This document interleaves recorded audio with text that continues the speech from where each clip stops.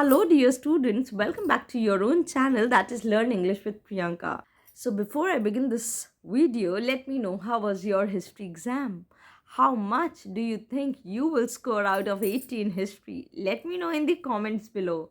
Share everything, including which questions you found tough and which ones were easy. Do let me know in the comments. So, today we are going to talk about last minute suggestions for your geography exam. Yes, it's 4 in the morning and I'm recording this video early in the morning just because you don't have much time left. Tomorrow is your paper. You have just some hours before the exam, and we need to complete the entire geography syllabus in this limited time. So I will explain everything to you and listen carefully. Every year, students prepare only five, yes, just five chapters and still manage to secure 95 plus. Last year, ICSE introduced 10 MCQs in geography. But this year you have 20, yes, 20 analytical based questions and 30 competency based questions. So, how do we tackle this?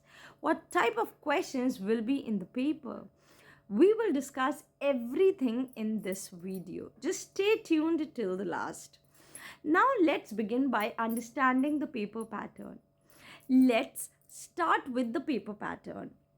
Part 1 and Part 2. Part 1 consists of 30 marks and Part 2 consists of 50 marks. So total it becomes 80 marks. So you can score 50 out of 50 in Part 2 if you follow my instructions.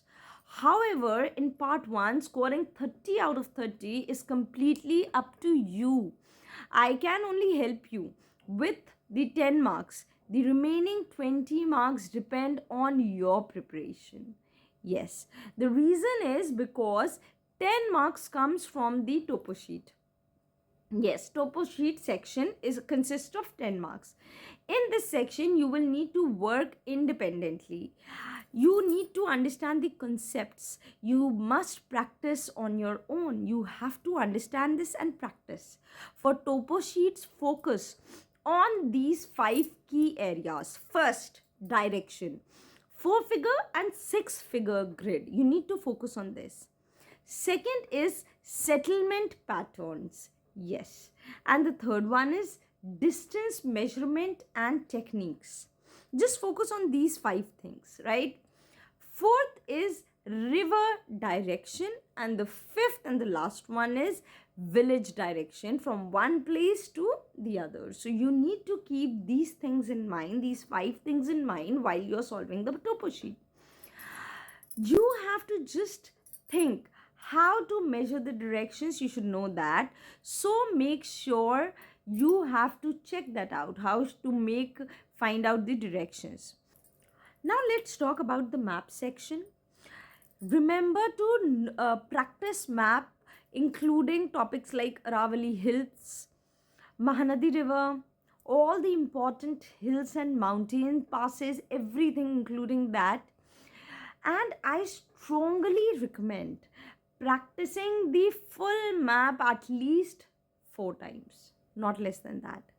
If you do this, you can easily score in map section. Yes, very easily. Just keep everything in mind. Now let's talk about tackling MCQs, which is the most difficult part. So let's discuss the most difficult and confusing thing, that is MCQs. Even though I will provide... Okay. MCQs are tricky because ICSE has announced that MCQs will be asked from all the chapters. Yes, until last year we could study just 5 chapters and still secure well. But now you must go through all the chapters to answer the MCQs correctly, which are pretty tricky. And if you want to score full marks, that means 100 out of 100, you need to prepare accordingly. Scoring 95% is easy in geography. It's not a very difficult thing. Geography is one of the easiest scoring subjects, very simple, very easy.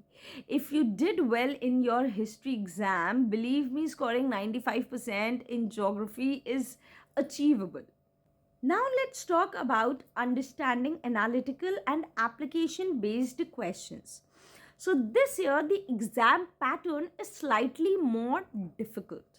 Yes, unfortunately. In part 2, questions will be analytical.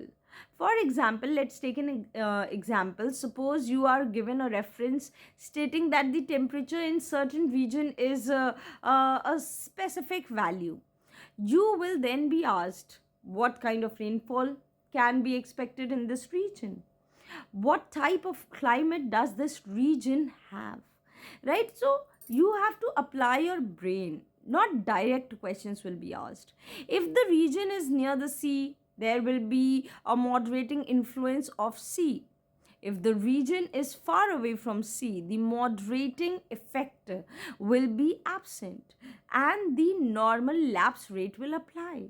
So you have to use your brains. This is called analysis based questioning. You have to analyze the situation. It is just not from the book directly. Expect at least 3 marks worth of analysis based questions in your exams. How to prepare for each chapter?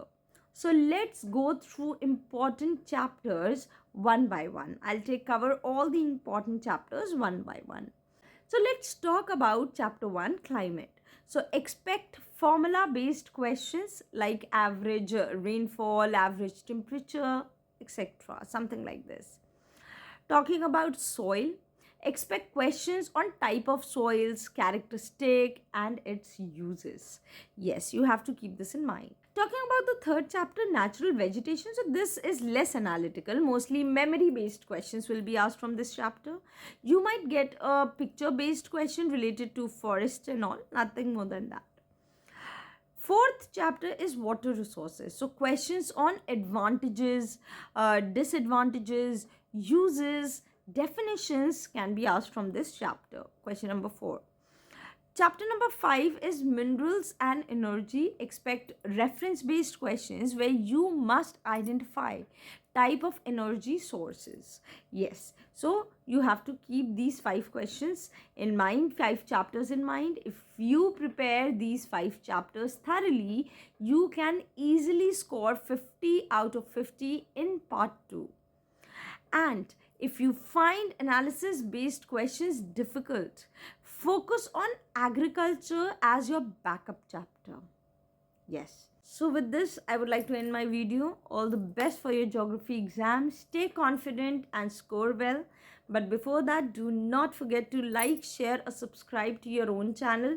Do let me know in the comments that whether my videos are useful for you or not. It gives me a lot of motivation to make more videos for you people. What kind of videos do you want me to make further? Okay, so bye-bye till then. All the best. Do let me know after the exam also that how was your exam. Bye-bye.